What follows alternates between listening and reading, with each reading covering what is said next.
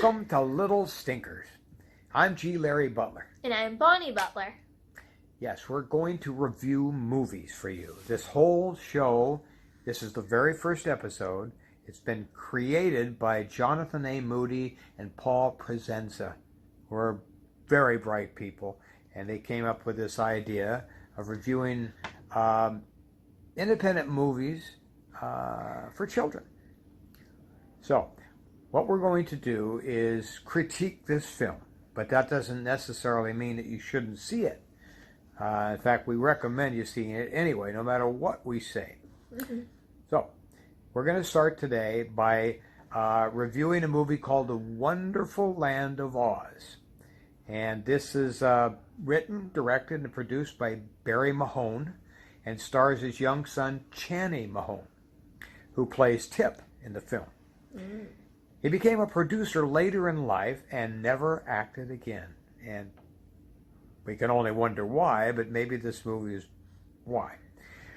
The only actor in this particular movie of any note was a guy named Alan Joseph, who you might remember in the 50s and 60s, some of your parents, who played in such things as The Wagon Train, Alfred Hitchcock Presents, Perry Mason, and many others. And in this film, he plays the Tin Woodman, so watch for him. Mm-hmm. There's some other good performances as well, but he was one of the better ones. This film is a very crude adaptation of the book by L. Frank Baum. And you probably know him as the Wizard of Oz. Instead of Dorothy, we have Tip, a boy lead character. This is not a slick production, nor is it intended to be, being basically a play with stage sets that was filmed. If you've ever been to elementary school play and you filmed it and then went home and watched it, pretty much that's what you're going to get. Mm-hmm. And it's similar to the original, but slightly off-center in terms of its characters and its plot as well. Pumpkinhead, Scarecrow, Wogglebug, Mombi, the Wicked Witch, General Ginger, Glenda the Good Witch, Ozma. Some of these names you won't recognize, but they're similar to the original characters in the original movie. Mm-hmm. The sets are primitive, like I mentioned, and the pacing is a little slow and dreary. Mm-hmm. The actors are wooden, and they say their lines with little or no feeling. But other than that, there are some fairly decent singing bits, and the choreography as well is pretty good. So I would recommend it for that alone. But now the plot. Okay, so the plot. The boy runs away from cruel foster mother / witch, heading for Oz. He encounters many strange characters along the way, all going there for the same reason. Yeah, what is it? Hollywood. It's like Hollywood. It's the dream of success. Yeah. To realize their dreams of success. There is the obligatory power struggle and revolution by the all-female army. There are messages from the young ones like stick together and help each other. And female power. Yes, female power. All you girls out there, focus on that. Girls are as good as boys. We all know that. Yeah. All right. So, there are some thinly veiled political statements, too. Also, your real ID, your real identification is linked to your true essence, not to your gender. So, parents, explain that to your children. There is a big surprise ending that we didn't see coming.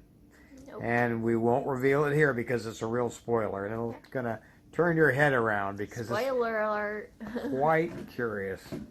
The film was made in 1969, and everything about it reeks of patchouli oil a little bit. So some of you know what that means. If you don't, it doesn't matter. Okay. We thought at first that the 10-year-old star Channing was written and directed, but apparently Apparently his father, Barry, did. On that note, we weren't very impressed. As we might have been. Overall, we think it would be entertaining for young children, as Sesame Street has been for a certain age group. It reminds us of an elementary school play which was created and performed entirely by young children, even though adults were involved. However, the sets are more elaborate than others. Yes, and where are we here? Oh, right there. Yeah, so on our stinkometer, and we have one, it goes up to 10. So if we reach a 10, don't even bother to see it because it's intolerable. It smells so bad you'll pass out. Yeah, very so, bad. And then a 1, on the other hand, would is amazing, basically. Yeah. So, but I gave it a 7 because I just couldn't tolerate a man of his age. The director probably was in his 40s when he created this, doing this. Even though it was for young children with adult parts, it still didn't rise to the occasion. But Bonnie gave it... Well, I gave it a 5 because since I'm more younger, then I see how it'd be, better for children to watch this. Yeah. Because it's, I guess, more entertaining for children rather than older adults. So that's why I gave it a 5. I'm a little harsher in my critique because, like I said, it was created by an adult. Now, I checked this guy out, and he directed many more films before and after this. I'm sure he did this just so his child could have a vehicle to star in. But he basically directed movies that were a little racy and of questionable taste. And some of you adults out there know what that means. Check him out on IMDb and you'll know what I'm talking about. I don't want to go into that. But this film was definitely a G rating, so don't worry about that.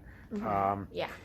Now, however, Pumpkinhead we felt would be a great character to be in a horror film. And the cow, definitely. The cow was a little odd, yes, as well. Scary. But I think Paul Presenza, who actually created this show, loves cows, so I'm sure he might have selected that with this in mind. Yeah.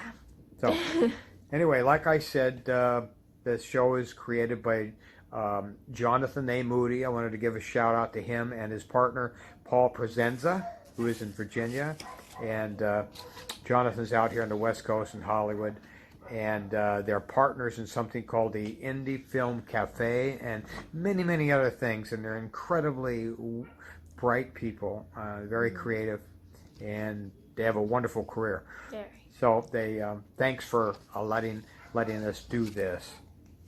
And okay, so I took some notes on the film. As you probably will watch, it's a musical / play. There's some interesting characters, as you've heard. There's the pumpkin head man, the cow, scary cow, the scarecrow, and many others. Very funny costumes as well, which kind of weirded me out, as well as the Woggle Bug had big eyes and like a space alien almost, or a human fly.